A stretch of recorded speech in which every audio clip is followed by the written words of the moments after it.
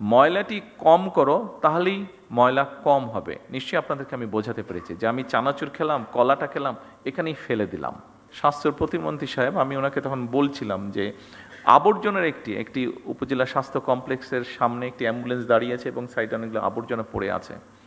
এটা স্বাস্থ্য প্রতিমন্ত্রী সাহেব উনি বলেছেন যে এই ময়লাটাকে পরিষ্কার করার জন্য খুব বেশি রিসোর্সের প্রয়োজন নাই, এটিকে পরিষ্কার করার জন্য একটি ইচ্ছা শক্তির প্রয়োজন, এটিকে পরিষ্কার রাখার জন্য একটি মন মানসিকতার প্রয়োজন।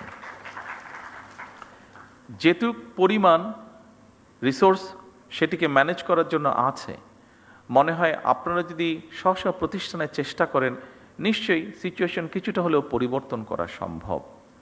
আমি যদি আমার পেশেন্টদেরকে শেখাই শুধু এই অসুখে এই ওষুধ খেতে হবে, এই কাজটি করো না তাহলে এই অসুখটি হবে না, এটা বলার পাশাপাশিও আমি যদি তাদেরকে হাইজিন সম্পর্কে একটি কথা বলি, আমি যদি তাদেরকে শিখাই যে ময়লাটি কম করো তাহলেই ময়লা কম হবে, ময়লাটি কম করো তাহলেই ময়লা কম হবে, নিশ্চয়ই আপনাদেরকে আমি বোঝাতে পেরেছি যে আমি চানাচুর খেলাম, কলাটা খেলাম, এখানেই